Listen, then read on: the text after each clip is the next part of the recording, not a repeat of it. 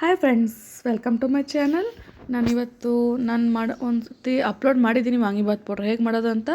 ಅದೇ vangibath powder use ಮಾಡಿಕೊಂಡು ವಾಂಗಿಬಾತ್ ಹೇಗೆ ಮಾಡೋದು ಅಂತ ತೋರಿಸ್ತಾ ಇದ್ದೀನಿ. ಇದಕ್ಕೆ ಮೈಸೂರು ಬದನೆಕಾಯಿ ಆದ್ರೇ ತುಂಬ ಟೇಸ್ಟಿಯಾಗಿರೋದು. ಯಾವುದೇ ವಾಂಗಿಬಾತ್ ಪೌಡ್ರ್ ತೊಗೊಳ್ಳಿ, ವಾಂಗಿಬಾತ್ಗಂತೂ ಇದೇ ಬದನೆಕಾಯಿ ಹಾಕಬೇಕು.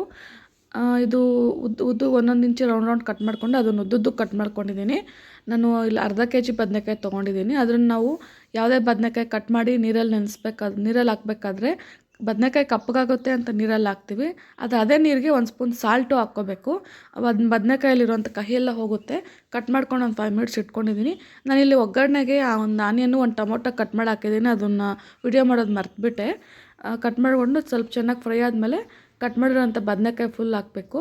ಹಾಕ್ಬಿಟ್ಟು ಒಂದು ಸ್ಪೂನ್ ಸಾಲ್ಟು ಹಾಕ್ತಾಯಿದ್ದೀನಿ, ಯಾಕಂದರೆ ಬದನೆಕಾಯಿಗೆ ಸ್ವಲ್ಪ ಉಪ್ಪು ಚೆನ್ನಾಗಿ ಹಿಡಿದ್ರೇ ಚೆನ್ನಾಗಿರೋದು. ಒಂದು ಸ್ಪೂನ್ ಸಾಲ್ಟ್ ಹಾಕ್ಬಿಟ್ಟು ಚೆನ್ನಾಗಿ ಸ್ವಲ್ಪ ಫ್ರೈ ಮಾಡಿಬಿಟ್ಟು ಪ್ಲೇಟ್ ಕಮ್ಮಿ ಫ್ಲೇಮ್ ಇಟ್ಬಿಟ್ಟು ಪ್ಲೇಟ್ ಒಂದು 5 ಮಿನಿಟ್ಸ್ ಕ್ಲೋಸ್ ಮಾಡಿಬಿಡಿ. ಚೆನ್ನಾಗಿ ಬೆಂದಿರುತ್ತೆ. ಸ್ವಲ್ಪ ಆಯಿಲೆಲ್ಲ ಚೆನ್ನಾಗಿ ಫ್ರೈ ಮಾಡಬೇಕು ಬದನೆಕಾಯಿ. ಈಗ ವಾಂಗಿಬಾತ್ ಪೌಡ್ರು ಇದು ನಾನು ಮಾಡಿರೋದು ಒಂದು 4 ಸ್ಪೂನ್ ಹಾಕ್ತಾಯಿದ್ದೀನಿ.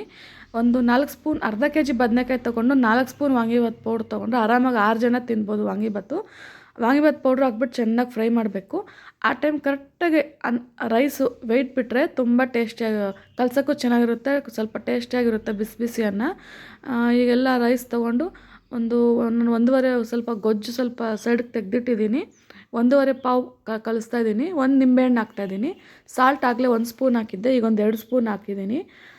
1.5 ಪಾವ್ಗೆ ಒಂದು ಚಿಕ್ಕ ಸ್ಪೂನಲ್ಲಿ, ಟೀ ಸ್ಪೂನಲ್ಲಿ 3 ಸ್ಪೂನು ಸಾಲ್ಟ್ ಹಾಕಿದ್ದೀನಿ, 1 ನಿಂಬೆಹಣ್ಣು ಹಾಕಿದ್ದೀನಿ. ನೋಡಿ ತುಂಬ ಕಲರ್ಫುಲ್ಲಾಗಿದೆ, ತುಂಬ ಟೇಸ್ಟಿಯಾಗಿರುತ್ತೆ.